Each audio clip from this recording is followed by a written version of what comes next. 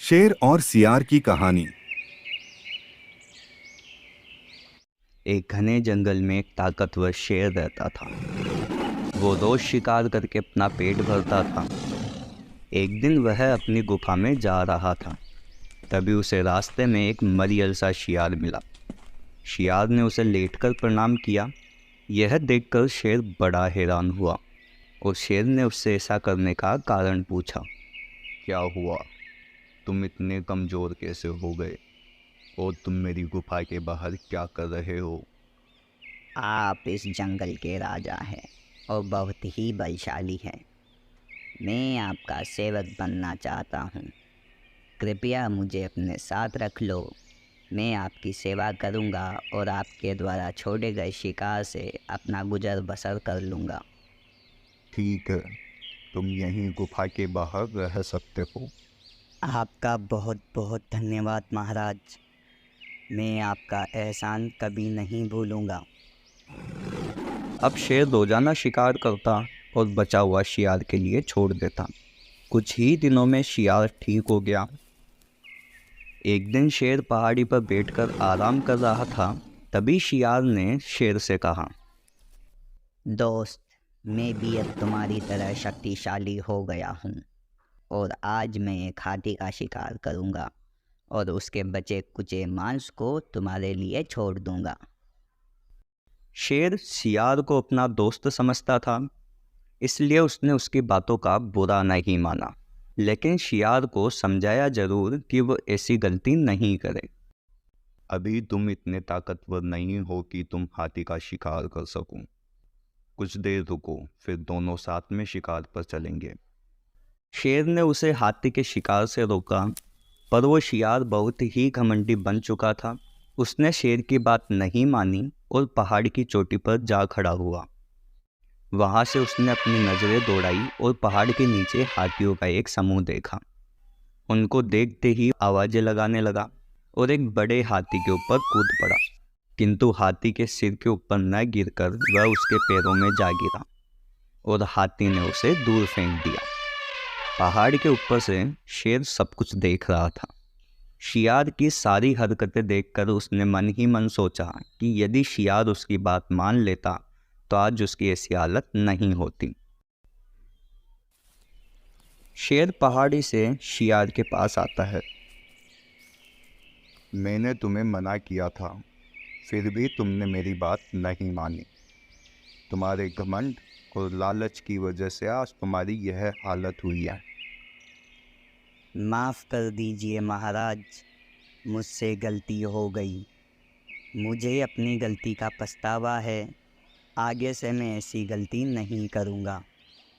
इस कहानी से हमें यह शिक्षा मिलती है कि हमें अपना वास्तविक स्वरूप कभी नहीं भूलना चाहिए और कभी भी घमंड में आकर ऐसा कोई भी कदम नहीं उठाना चाहिए जिससे हमारा नुकसान हो।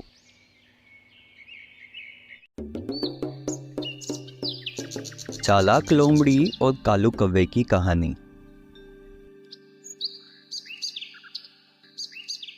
एक दिन कालू कौवा जंगल में घूम रहा था।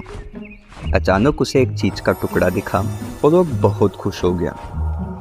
वो उसे लेकर एक पेड़ की डाल पर बैठ गया। तभी वहां से चतुर लोमड़ी निकली और उसकी नजर कौवे पर पड़ी। कौवे के मुंह में चीज का टुकड़ा देखकर चतुर लोमड़ी के मुंह में पानी आ गया। तभी उसके दिमाग में एक उपाय आया और लोमड़ी ने कौवे से कहा। कालू दोस्त, तुम कैसे हो? अच्छा हुआ तुम मिल गए। मैं बहुत दिनों से तुम्हें ढूंढ रही हूँ। सच कह रही हूँ, तुम्हारे जैसा सुंदर कौवा पूरे जंगल में नहीं है। आज तुम्हारी सुंदर आवाज सुनने को मेरे कान तरस रहे हैं। तुम कितना मधुर गाते हो। तुम्हारा रंग इतना प्यारा है। तुम्हारे जैसा सुंदर कौवा पूरे जंगल में नहीं है।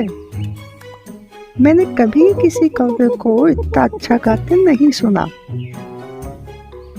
आज तुम अच्छा सा गाकर मुझे सुना दो। प्लीज कलुआ, सुना दो। कालू अपनी इतनी तारीफ सुनकर मन ही मन बहुत खुश हुआ। जैसे ही उसने गाने के लिए मुंह खोला, चीज का टुकड़ा जाकर नीचे गिर गया और चालाक लोमड़ी ने जैसा सोचा था वैसा ही हुआ और वह चीज का टुकड़ा उठाकर भाग खड़ी हुई। बेचारा कालू कौवा देखता रह गया। कालू कौवे को ये बात समझ में आ गई थी कि लोमड़ी ने चीज के टुकड़े के लिए उसको पागल बनाया। एक दिन चतुर लोमड़ी भोजन की तलाश में जंगल में घूम रही थी। घूमते घूमते वह कुएं के पास पहुंची, जिसके चारों ओर कोई दीवार नहीं थी। कुएं में कितना पानी है ये देखने के लिए वह कुएं में झांकने लगी और अपना संतुलन खोकर कुएं में गिर गई। कुएं में बहुत अधिक पानी नहीं था, इसलिए लोमड़ी मरने से बच गई। उसने कुएं से बाहर निकलने की बहुत कोशिश की, लेकिन वो बाहर नहीं निकल पाई। फिर वहीं खड़े रहकर किसी के आने का इंतजार करने लगी। कुछ देर बाद एक बकरी वहां आई और कुएं की हलचल सुन वह कुएं के पास गई। उसे वहां लोमड़ी खड़ी दिखाई दी। बकरी ने चकित होकर लोमड़ी से पूछा, अरे वो लोमड़ी बहन, तुम कुएं में क्या कर रही हो? तभी लोमड़ी को कुएं से बाहर निकलने का रास्ता सूझ गया और लोमड़ी मीठी वाणी में बोली, बकरी बहन, क्या तुम नहीं जानती कि कुछ ही दिनों में जंगल में सूखा पड़ने वाला है? इसलिए मैं यहाँ आकर बैठ गई हूँ। कम से कम मैं यहाँ प्यासी तो नहीं मरूंगी। तुम भी क्यों नहीं आ जाती? बकरी ने सोचा लोमड़ी सही कह रही है। पानी के लिए दर दर भटकने से अच्छा है कि कुएं में ही जाकर बैठूं। पहले जाने का फायदा भी रहेगा।